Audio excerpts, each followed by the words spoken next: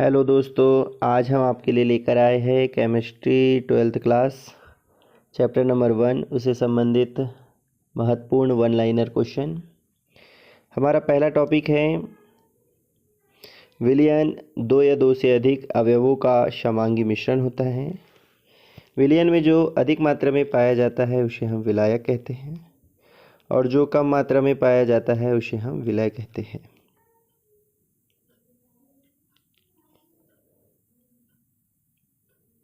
Next topic है हमारा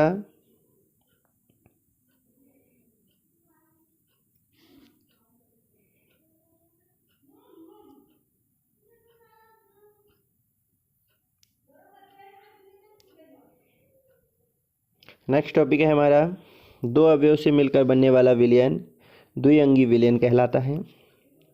2 number के प्रश्न में भी यह प्रश्न पूछा जा सकता है।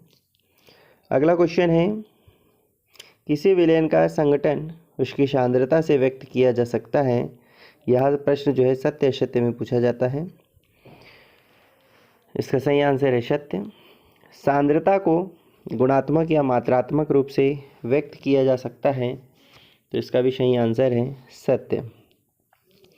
अगला क्वेश्चन है द्रव्यमान प्रतिशत में व्यक्त सांद्रता का उपयोग सामान्य रासायनिक उद्योगों के अनुप्रयोग में किया जाता है।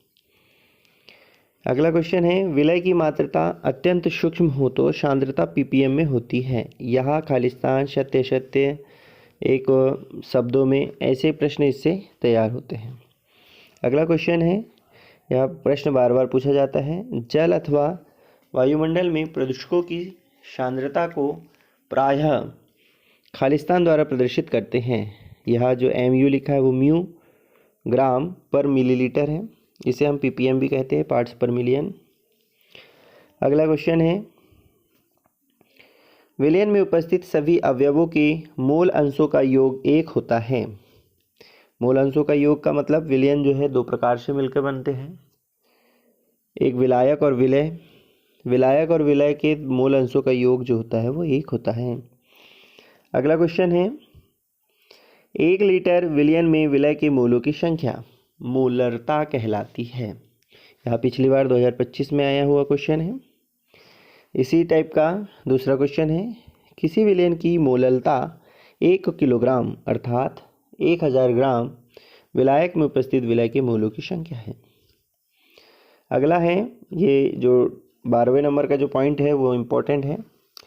द्रव्यमान प्रतिशत ppm मोल अंश व मोललता ताप पर निर्भर नहीं करते हैं। ये मेन पॉइंट है, मोलरता ताप पर निर्भर करती है।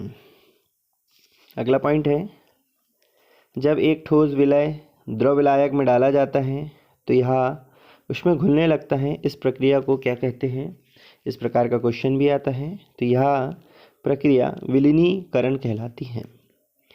अगला क्वेश्चन है ऊष्माशोषी अभिक्रिया क्या है और इस पर यदि हम ताप लगाते हैं तो उसकी विलेयता पर क्या प्रभाव पड़ता है? ऊष्माशोषी अभिक्रिया जिसमें ऊष्मा का अवशोषण होता है और यदि उस पर हम ताप बढ़ाते हैं तो वह उसकी विलेयता बढ़ने लगती है। ऊष्माक्षेपी अभिक्रिया का ताप बढ़ाने पर विलेयता का मान घटता है। दाब बढ़ाने पर गैसों की विलेयता बढ़ती है। जो 17 नंबर का पॉइंट है वो पेपर में ज़्यादातर पूछा जाता है। अगला है स्थिर ताप पर किसी गैस की द्रव में विलेयता द्रव अथवा विलयन की सतह पर पड़ने वाले गैस के आंशिक दाब के समानुपाती होता है। यह नियम हेनरी का नियम है। 2 अंक में यह प्रश्न पूछा जा सकता है। अब ये जो 19वां नंबर का पॉइंट है प्री बोर्ड पेपर में आया हुआ है। किसी विलयन में गैस का मूल अंश उस विलयन के ऊपर उपस्थित गैस के आंशिक दाब के समानुपाती होता है। अगला क्वेश्चन है कि गोताखोर जब समुद्र के अंदर पहुंचते हैं तो वह अपने साथ में कौन सी गैस लेकर जाते हैं?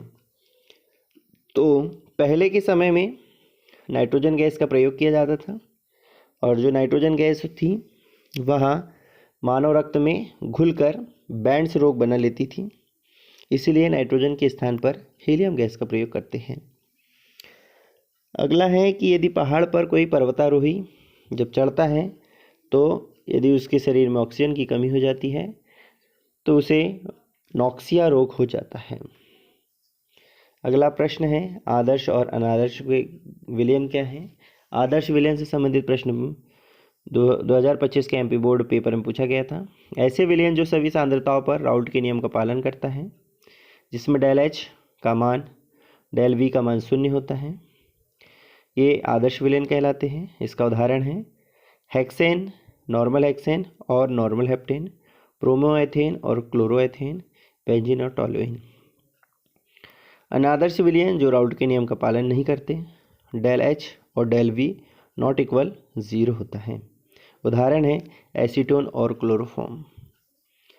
स्थिर क्वाथी मिश्रण क्या है, ऐसे करके 1 नंबर या 2 नंबर में प्रश्न पूछा जाता है। ऐसे मिश्रण जिनका द्रव व वाष्प अवस्था में संगठन समान होता है तथा यह एक स्थिर ताप पर उबलते हैं, इसे स्थिर क्वाथी मिश्रण कहते हैं। अनुषंगक गुणधर्म वे गुणधर्म होते हैं जो केवल विलय के कणों की संख्या पर निर्भर करते हैं। जो 26 नंबर का पॉइंट है यह पेपर के दृष्टिकोण से बहुत इंपॉर्टेंट है। वाष्प दाब का अपेक्षिक अवनमन विलय के मूल अंश के बराबर होता है। अगला क्वेश्चन है द्रव का ताप बढ़ाने पर वाष्प दाब बढ़ता है। केवी मतलब होता है मोलर उन्नयन स्थिरांक, इसका मात्रक केल्विन किलोग्राम प्रति मोल होता है। तनु विलयन में क्वथनांक का उन्नयन विलयन में उपस्थित विलय की मोलल सांद्रता के समानुपाती होता है। अगला हमारा KF मोलल अवनमन स्थिरांक, इसका भी मात्रक केल्विन किलोग्राम प्रति मोल होता है। विलायक के कणों का प्रवाह अर्धपारगम झिल्ली के माध्यम से होता है और अर्धपारगम झिल्ली जो होती है कॉपर फेरोसाइनाइड की बनी हुई होती है। वह दाब जो विलायक के प्रभाव को मात्र रोकता है उसे हम पराशरण दाब कहते हैं। समान पराशरण दाब रखने वाले विलयन को समपराश्रय विलयन कहते हैं।